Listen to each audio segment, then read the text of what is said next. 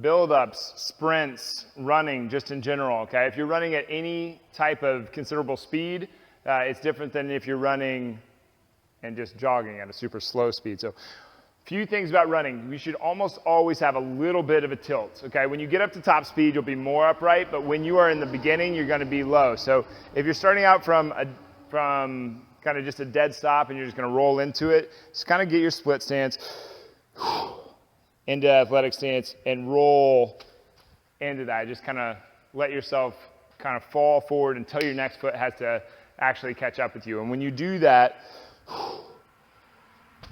that first foot, that first step, that's a short step, explode off of that leg, okay? Past that, you're gonna naturally, very naturally rise up. Don't pop up, just kind of slowly pop up as you pick up speed. Few things to consider. We want the chest nice and tall. We want to stay nice and tall. You don't want to squat while you run, while you sprint. This is, that was like 90s and 80s, spoke about that a lot. You want to stay nice and tall. Also, we don't want to reach with the leg out front. I know that that's one of the running drills that we use, but we don't want to reach that leg out front. If we reach that leg out front, we land with the leg out front. When we land with the leg out front, we slow ourselves down because it jolts us, right? We actually want the foot strike to be right below the ground, right below our center of gravity, okay? Watch any of the elite sprinters in slow motion. Every one of them will strike the ground here. They might reach their leg out like that and come back, but their strike zone is directly below their body.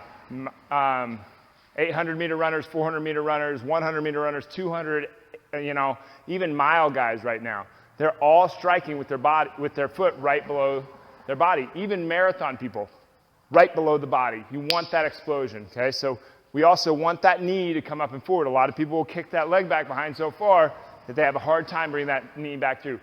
Swing time doesn't matter. Force production matters, okay? So when we are here, we need to be delivering a blow to the ground as hard as we possibly can, and our body will naturally create stiffness when it hits the ground to propel you forward. So we're here, and we want that big explosion, that big pop off the ground. We do this. When you're sprinting, when you're an elite sprinter, you're kind of just, it looks like you're floating, right? That's the point you want to get to. We want to just be floating on the ground, barely even making contact, the minimal amount of time in contact with the ground when you hit that foot. So we're nice and tall, pop, fast, like lightning, right? All right, so we're running along. We do not want to reach out front. We do not want this huge lag behind. We basically want to get that, as soon as we strike, we want to get that foot back up in position and ready to go into the next one, okay? Arms. This is one of the, kind of the funniest things when you see people that are out jogging and looking miserable, because everybody that jogs is miserable. Don't even try to convince me that you enjoy running. Your arms, okay? We need the angle here that you use. We need the total of that to be 180 degrees. So you're here. This arm can be short, angled like that. This arm will be back more. You ever notice that? Okay? We want to take something out of our back pocket and put it in our mouth. Okay? You're just going back and forth. That's how your arms move when you are sprinting. Okay? We don't want this. We want this nice fluid movement. All right?